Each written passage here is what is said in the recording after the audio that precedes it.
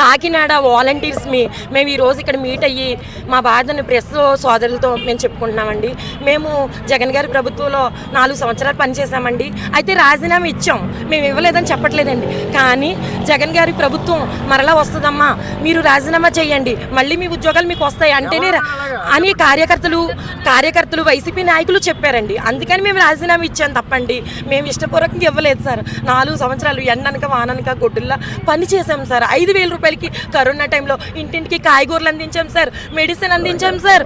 అలాగే ఎవరు కూడా ఈ రోజు కనిపించే నాయకులు ఎవరు కూడా ఆ రోజు కనిపించకపోయినా మేము ముందున్నామమ్మా అని 60 కుటుంబాలు 70 కుటుంబాలు 80 కుటుంబాలకి ఎంతో సర్వీస్ చేశాం సార్. మా భర్తలు మా పిల్లలు, అమ్మ డ్యూటీకి వెళ్తున్నాం, కరోనా వస్తుందంట, మళ్ళీ నువ్వు ఇంట్లోకి వస్తే మాకు అంటుకుంటుందేమో అని భర్త పిల్లలు దెబ్బలాడినా మేము ఆగలేదు. ఈ 5,000 రేపు పొద్దున్న 10,000 అవుతుంది, పర్మనెంట్ అవుతుంది అని చెప్పి మేము విధుల్లోకి వెళ్ళాం సార్. ఈ రోజు నాడు ప్రతి ఒక్కరు రాజీనామా మిమ్మల్ని ఎవరు చేయమన్నారంటే ఆ రోజు నాడు మేము ప్రభుత్వంలో పనిచేస్తున్నాం కదా, చెయ్యకపోతే మళ్ళీ ఆ ప్రభుత్వం వస్తే పెట్టుకొని అన్నారు కదా, అందుకని చేసాం సార్.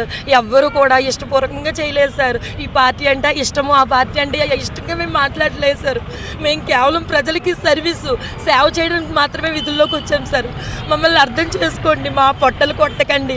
మేమందరము కూడా వైసీపీ నాయకులు కూడా మాకు ఫోన్ చేసి అమ్మ ధైర్యంగా ఉండనని కూడా ఒక మాట చెప్పలేదు సార్. మా బాధ మా పెయిన్ ఎవరికి చెప్పుకోవాలి సార్? చెప్పండి సార్, మాకేం కావాలి? మాకు న్యాయం చేయాలి సార్. మన సీఎం చంద్రబాబు నాయుడు గారు మా కాకినాడ వాలంటీర్స్ ఇంకా ఎక్కడెక్కడ వాలంటీర్స్ ధర్నాలు చేస్తున్నారో వాళ్ళందరిది రిపోర్ట్ తీసుకొని మళ్ళీ మా కుటుంబాలు మా పోస్టులు మా వాలంటీర్ సర్వీస్ ఏదైతే సేవ ఉందో అది మాకు అప్పగించి మా జీతాలు అనకూడదు సార్, తప్పు సార్. మా గౌరవవేతనం మాకు ఇచ్చి మమ్మల్ని ఆదుకోవాలని మా కుటుంబం ఇప్పుడు వచ్చి కలెక్టర్ ఆఫీస్ అంటే ఏంటో నాకు తెలియదు సార్. ఇప్పుడు మా ఆయన గారే వస్తారు, ఈరోజు కలెక్టర్ ఆఫీస్ ధర్నా చేస్తున్నామంటే మీరు అర్థం చేసుకోండి సార్. ఇప్పుడు మిమ్మల్ని ఎవరైతే రాజీనామా చేయమని అన్నారో వాళ్ళ మీద పోలీస్ కేసు పెట్టమని చెప్పారు సార్. ఇంకా మేము అలాంటి నిర్ణయాలు ఏమి తీసుకోలేదు సార్. కానీ ప్రభుత్వం అనేది ఏం ఆలోచిస్తుంది? చాలా మంది మంత్రులు దీని మీద సమీక్ష చేస్తున్నారు. వాళ్ళ రిపోర్ట్ ఏమొస్తుందని చూస్తున్నాం సార్. వెహికల్లతో మమ్మల్ని అందరినీ ఆదుకోండి సార్. ఇంకా మా ఫ్రెండ్స్ అందరూ చాలా మంది వాలంటీర్స్ ఉన్నారు, వాళ్ళ బాధలు కూడా మీరు వినండి.